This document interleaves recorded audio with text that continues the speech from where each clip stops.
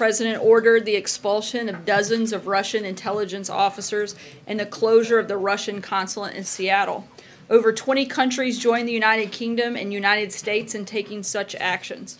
And in response to the President's leadership, several additional countries and NATO have followed up with similar actions since our announcement. As of this morning, over 25 countries all around the world have expelled 150 Russian intelligence officers hiding under diplomatic cover in their countries. As we have said before, the United States is open to building a better relationship with Russia, but the Russian government must understand that there are serious consequences for its destabilizing actions. This large and growing global response makes it clearer than ever that an improved relationship will only be possible if the Russian government changes its behavior.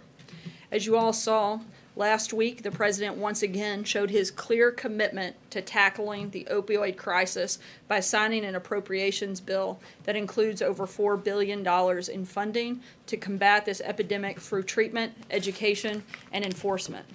If you follow the White House on Twitter, you've also no doubt seen the heart-wrenching stories of Americans who have been deeply affected by this crisis.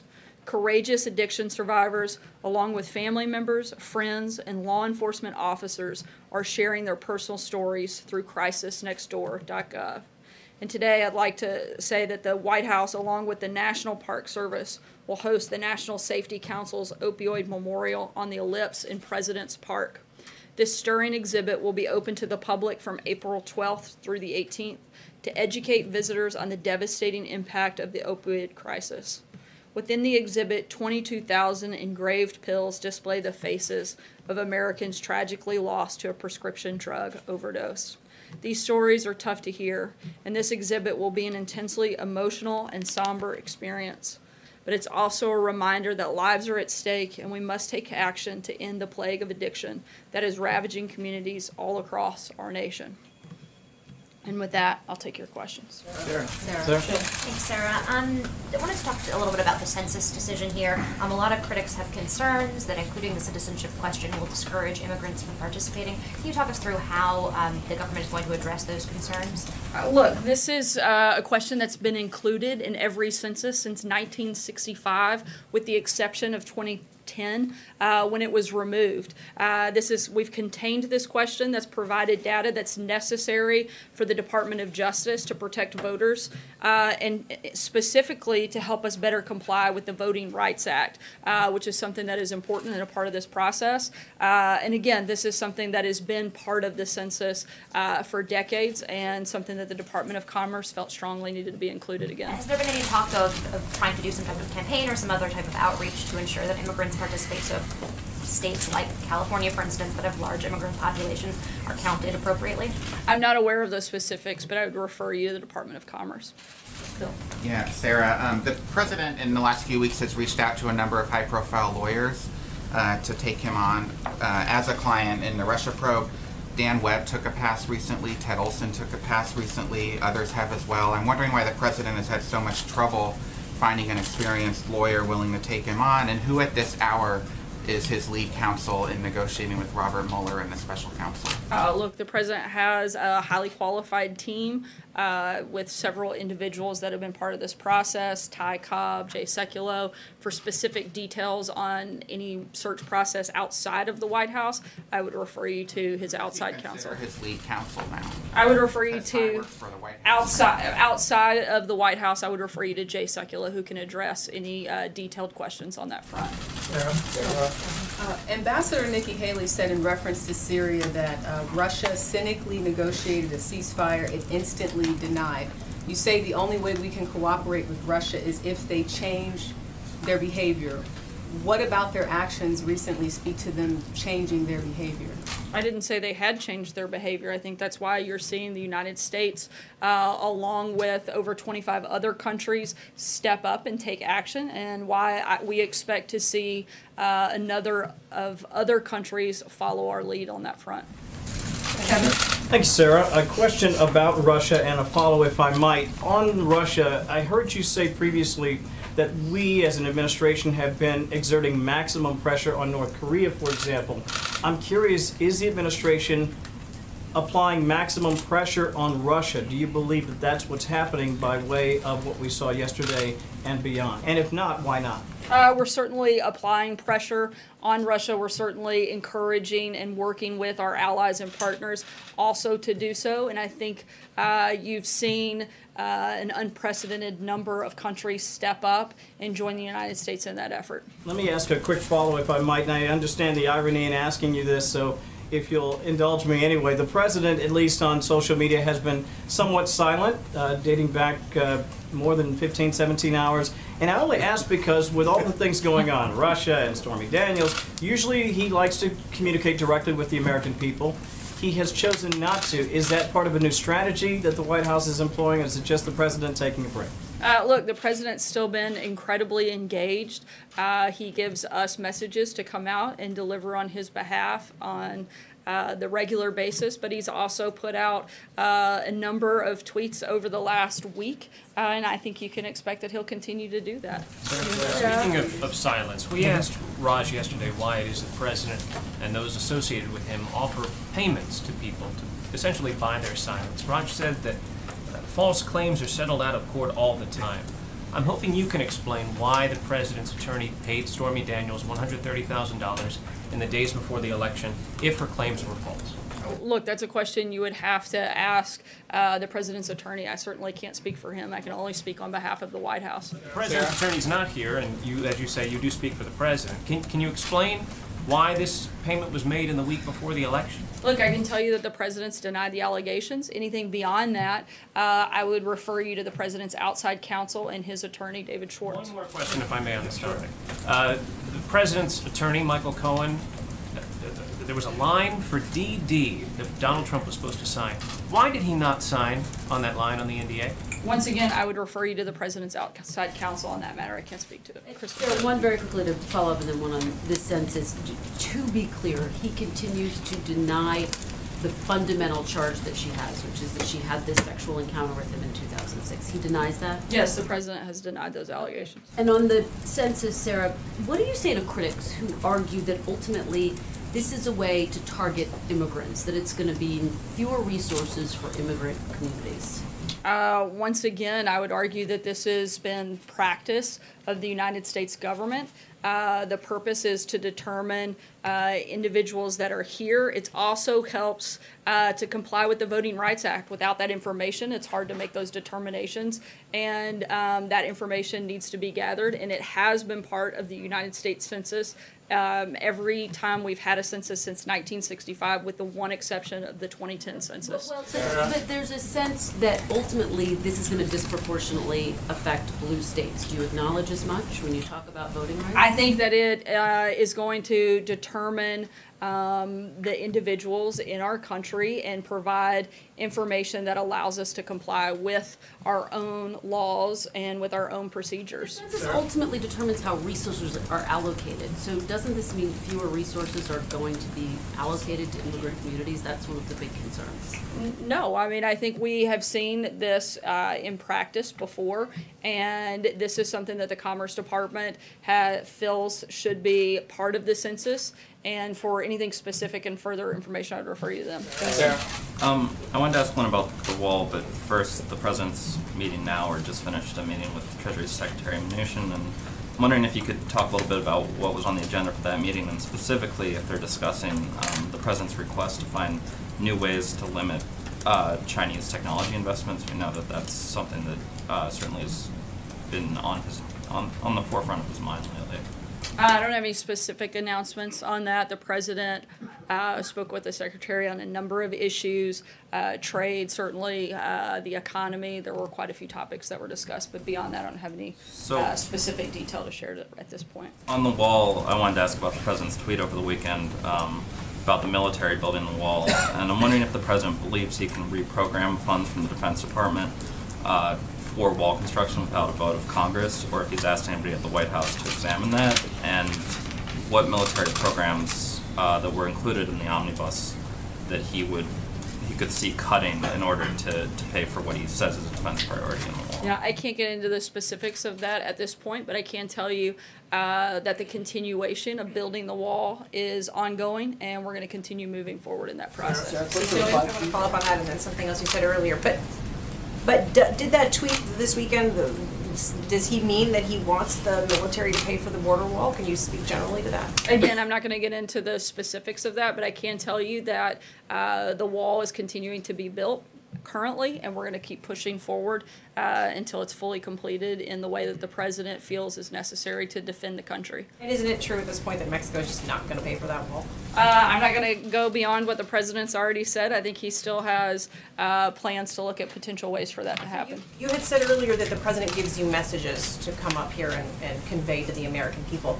Have you sat down with the president to talk about Stormy Daniels? What has he told you that he wants us to know about this topic? As I just said, and as we've addressed on a number of times, the president has denied these allegations, and I don't have anything else further to add on that front. You've also called him a counterpuncher many times. Why is he not punched back on this one? Look, the president, I didn't say he punches back on every single topic. If he did, he would probably be addressing a lot of the stories that most of you write every single minute of every single day. He also has a country to run, and he's doing a great job with that. That's why the economy is booming. ISIS is on the run. We're remaking the judiciary. He's focused on pushing his agenda through. Sometimes he chooses to specifically engage and punch back, and sometimes he doesn't. Aisha. Thank you. So dozens of Chinese naval vessels and an Chinese aircraft carrier participated in exercises in the South China Sea in a large show of force. Does the U.S. have any response to these exercises that they're participating in? Has the U.S. government been monitoring what's going on there? And does the U.S. have any concerns? We're always monitoring these situations, but I don't have anything specific to announce at this point. David? So the New York Times reports that President Trump is still speaking with Rob Porter, and has even talked about bringing him back to the White House. Is that true? There are no plans for him to come back. They have spoken one time. I'm not aware of any other conversations beyond that. Just one time since his departure. Jeff? Sarah, that I'm aware of, David. Just one time. I still don't know that I understand why the president's response has been so different in this case. On October 13th, 2016, he said these claims are all fabricated. The next day, he said I have no idea who these women are, they're lying. Mrs. Trump has said he will push back 10 times as hard, no matter if you're a man or a woman, he treats everyone equal. Why the silence? Is someone advising him to be silent, or is he following his own advice? I don't think it's silent when the president has addressed this. We've addressed it extensively. There's just nothing else to add. Just because you guys continue to ask the same question over and over and over again doesn't mean that we have to keep coming up with new things to say. We've addressed it. We've addressed it extensively, and there's nothing new to add to this conversation. If I could follow up. Sorry, I'm going to keep moving. Can you give us an update on the trade talks with South Korea? Sure. We have come to an agreement in principle, and we expect to roll out specific details on that very soon. John? Thanks a lot, Sarah. Back to the border wall, which of course was one of the president's biggest campaign promises. $655 billion has been earmarked for defense spending in the omnibus spending bill, and the president appears to believe that he can take some of that money to build the border wall with Mexico. Is the president aware that he would be overstepping his executive authority if he did such a thing without congressional approval? As I said, I don't have any specific announcements or details on that front at this point. Has the White House counsel informed him that, notwithstanding that tweet that he put out over the weekend, it may be unconstitutional to do what the president is contemplating? The president would certainly work with White House counsel to make sure any action he takes is fully within his rights and his executive authority. Fred? Thanks, Sarah. On Kim Jong-un, has President Trump been briefed on the North Korean leader's reported trip to China? And does this affect the way in which he is preparing for a potential summit with Kim Jong-un in the future? The president is obviously being kept up to speed on a number of fronts when it comes to North Korea and preparations. But as of right now, I'm not in a position to confirm or deny those reports from the podium. And if I could follow up briefly on the question about the border wall, could you give us a few specific ways in which the president is still considering having Mexico pay for the wall? I think a lot of the base is wondering, and a lot of his supporters have come out and asked questions. People such as Ann Coulter have said that the president is not keeping his promise on this. So I'd like to ask you, what ways is he considering to have Mexico pay for the wall? When we have an announcement on that, I'll let you know. John? Thank you, Sarah. One question. Secretary Ross, while he was in business school, worked on the 1960 census when this question about citizenship was included. Is this his idea to revive it after 22 years, or did that originate in the White House? This is something that the Department of Commerce oversees, but it also takes into account suggestions and recommendations from the Department of Justice and others. The Department of Justice certainly played a role in this process. But not the White House? I'm sorry? Not the White House? The White House supports it, but the decision was made at the department level. George?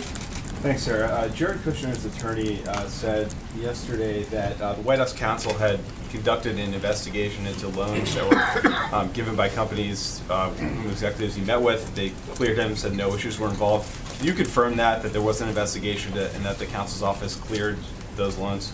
While the White House counsel's office does follow up with staff to assist with compliance with various ethics standards, it is not probing whether Jared Kushner violated the law. The White House indicated to OGE that we are aware of news reports and would proceed as appropriate. Beyond that, we do not and will not have any further comment. One follow-up, though. Democrats on the Oversight Committee requested some information on this investigation today. Do you plan to comply with that request? As I just said, the White House is not probing whether Jared Kushner violated the law, and we don't have anything further beyond that front. Dave? Thanks, Sarah. What is the White House Sorry, Dave. Former Supreme Court Justice John Paul Stevens wrote an op-ed today where he called for the Second Amendment to be repealed. First of all, did the President see that, have a reaction to it? And in the current political climate after Parkland, Florida, does the White House feel there's any chance that that kind of a movement could take hold in Washington? The President and the administration still fully support the Second Amendment. We think that the focus has to remain on removing weapons from dangerous individuals, not on blocking all Americans from their constitutional rights. David? Sarah, most people, the former President Jimmy Carter said on CBS that most people want to see a president with some basic moral values.